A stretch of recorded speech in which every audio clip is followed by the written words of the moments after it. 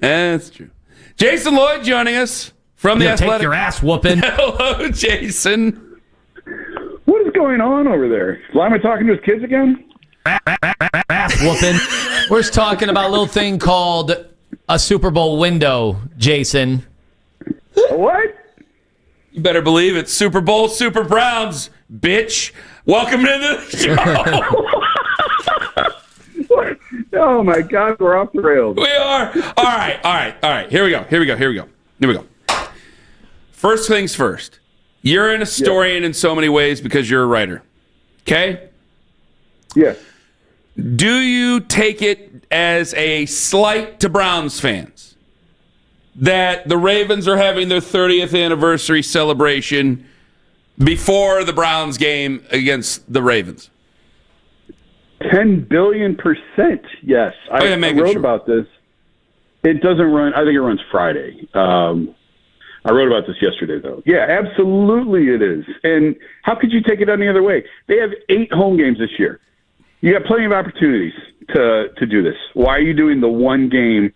I said it's like inviting your ex-spouse to the wedding, and it's the spouse who never got over the breakup and is now, got rotten teeth and living in a halfway house with an ankle bracelet.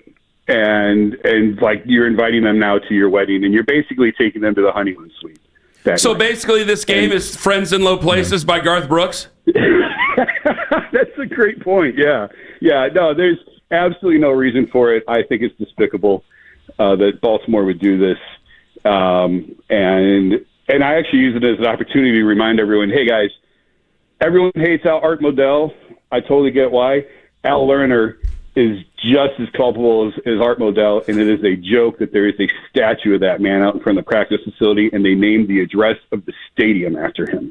Well, when they get the new stadium, they can name it after somebody else, and then we could. Is it actually the curse of Al Lerner, and we don't even know? I just think Zach Meisel and I, Doug, 5 years ago on the 25th anniversary of the team leaving, we pulled the story together of like, everybody hates Art. Everybody knows, and we know why everybody hates Art. Obviously, he deserves the stain on his name, but Al is just as culpable. And I don't have time to relitigate the whole thing, but the moves that Al was making in the background, the fact that he went to Cincinnati and did the same thing with Mike Brown that he did with Art. He took his plane to Cincinnati and he picked up Mike Brown and he took Mike to Baltimore because he was trying to get the Bengals to Baltimore. He was just trying to get a team to Baltimore so that he could backfill the team. He didn't care what city or where. He just wanted an NFL team. I think it's despicable what Al Lerner did. I'm sorry. I know he's dead. I don't mean to speak ill of the dead, but you can't change history. And how this got glossed over and how this was deemed okay at the time, I have no idea. But Al Lerner is just as culpable as Art Modell is for the Browns leaving in the first place. Now we're talking some trash. Here we go. All right, well, who in your mind was culpable for the Browns losing in Week 1? It's been basically the kicker, the focal point of the discussion all week here in Cleveland. Is that accurate to you? I mean, you hate to put it on one guy, but certainly he bears the brunt of the blame for it. I thought it would have been a mistake to cut him, though. I agreed with the idea to bring him back. I said that Monday night. Mary Kay and I did a show together Monday night. I said, you bring him back. I think it's foolish. If you have him here all summer and then you cut him after one game, what are you doing? It's one game. And, yeah, it was devastating. Yes, it's horrible. It's one game. He's a rookie in his first game. You're going to cut a guy after the first game? Is he really a rookie? Yes. He's kicked in professional football before. Oh, okay. So the UFL is the same thing as the NFL? No, it's not, but he's not a rookie. Not the quintessential rookie. It was like he was kicking at New Mexico State last fall. I mean, come on. Now, he very well may be cooked mentally. He might be done, and we'll probably know that Sunday. And if he goes out there Sunday and he makes a mess of himself, okay, well, then you can have the conversation of, maybe he's just not. Oh, so let's cost ourselves 2 games. Where's this team going, Ken? I would like it to go in a trajectory towards 2-0. How can I say where this team's going if he goes out there and costs me another game? I could say, well, we could have been going in a great direction at 2-0, but you guys all wanted to keep a guy who's going to cost us 2 games, so now we're 0-2. So now we can go ahead and use the excuse of, well, where was this team going? That sounds very convenient to me, Jason. Well, I don't think anybody who was realistic about where the Browns are at and where they're going thought that this was a playoff. You know it'd be a hell of a start if they were 2-0, though. It would be, yeah. It sure would be, but they're not. And listen, Jerry Jeudy's just as culpable as the kicker is. Catch the ball. 4th down, catch the ball, hit you right in the hands. Fair. And the interceptions are a little fluky. It is what it is. Those were some of those, it's unfortunate that they bounced the way that they did. But the 4th down hits them right in the hands. Catch the ball. You paid a lot of money to catch the ball. There's no reason to drop that. So we saw one game of Flacco, and some have kind of criticized the offense and Stefanski for going conservative. I think you're also managing a game from all angles and doing your best to prevent the amount of drives that Joe Flacco is going to get. As dominant as you were against him, you keep giving him the ball back. Eventually, he's probably going to break through. He is pretty good. What did you think of the way that the offense moved? I thought this was a return to Kevin Stefanski type offense. 2 tight end sets, a lot of screens, a lot of play action, quick game. We did not see. I think that we will eventually see more of deep shots. I was a little surprised that there weren't any. I don't know if that was a week 1 thing. I don't know if that was a trying to limit a mistakes thing.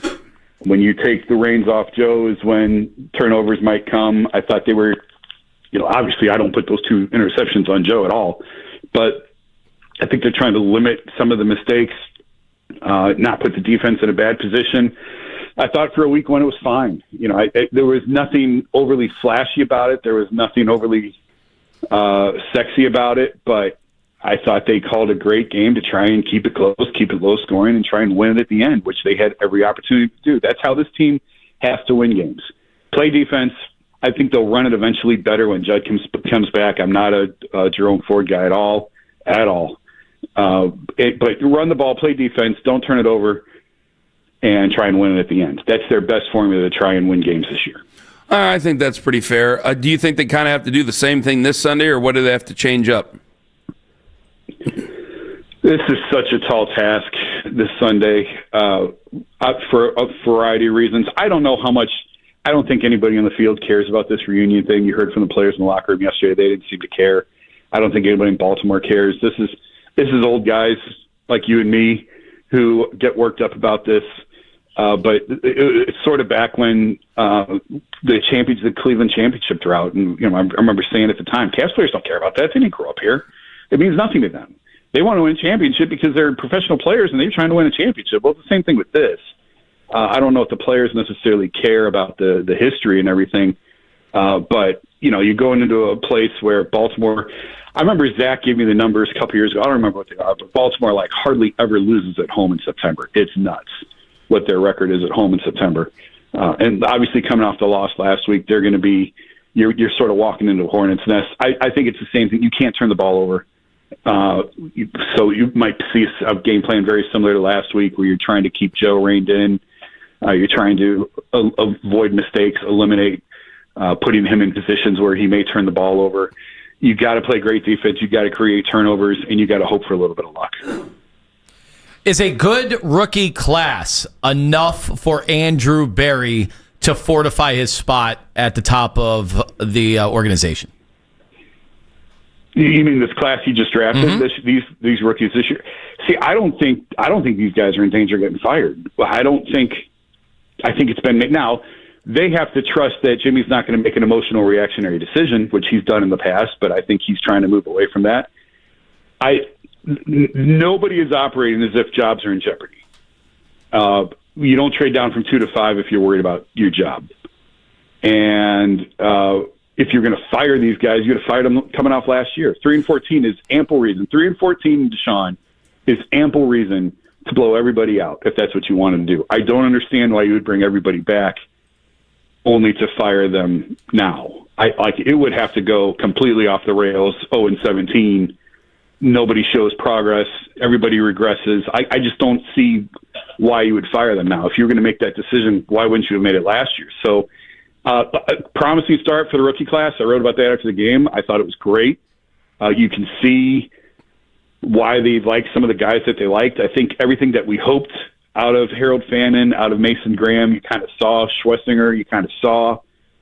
Sampson had moment. Everybody had their moment, right? Everybody had sort of flash moments of, okay, there it is. Okay, yep, that's white. Yeah, okay, that'll work.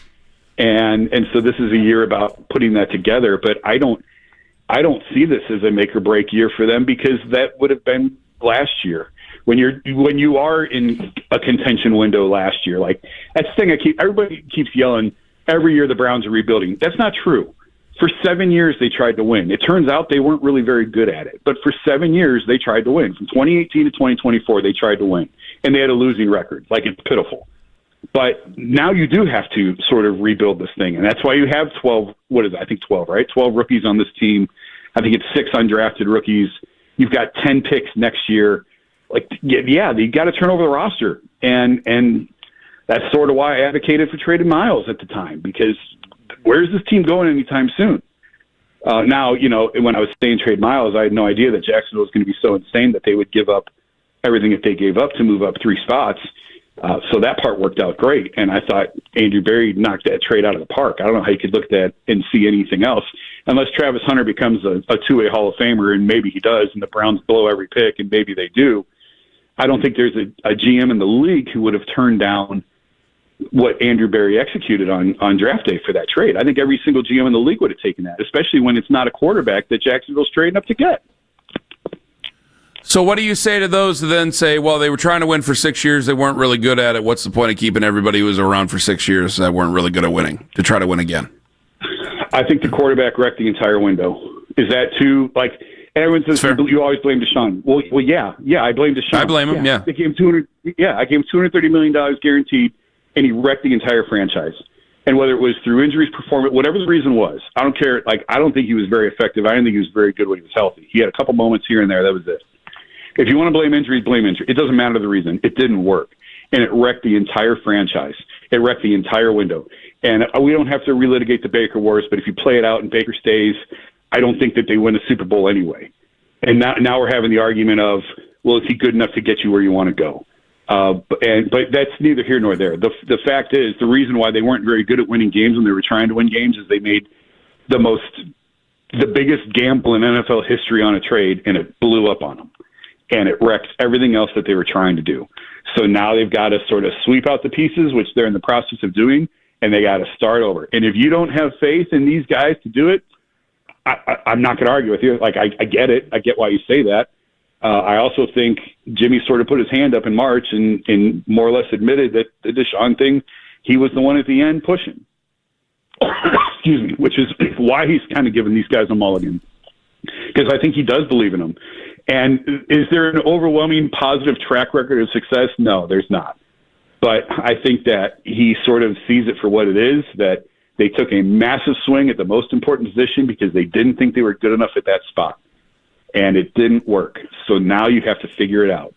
And it hurts and it sucks. And you come on here every week and everybody's going to scream and yell and holler about these guys stink and these guys can't evaluate and these guys can't coach. But in the macro, when you get out of the week to week and you pull out and you look at the macro, I think that's why they've made the decision to keep them. And I think that's why they're going to try and do it again with these guys. Is there a way the Guardians can have a good season without making the postseason?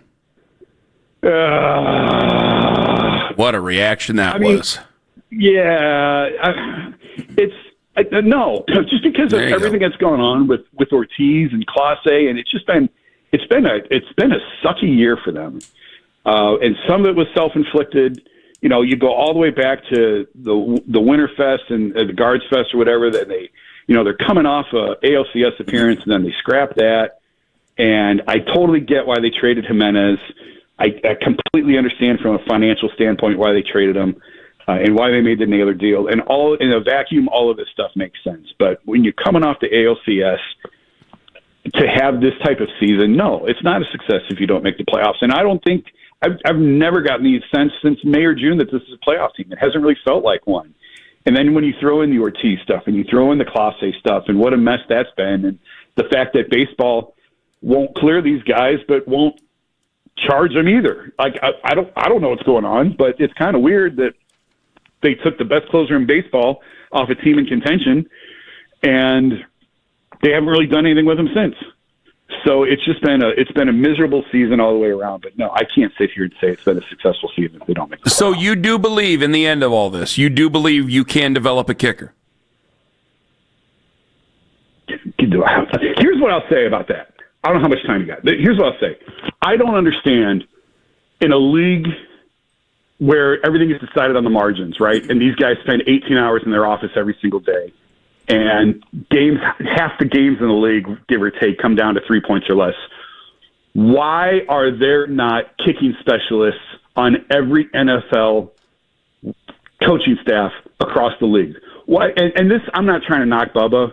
What does Bubba know about kicking field goals? What does Mike Prefer know about kicking field goals? Why? In Baltimore, to my knowledge, Baltimore is the only one that had sort of a kicking specialist on staff. And there is a stat. Well, Zach and I have stat guys at The Athletic who send us these things.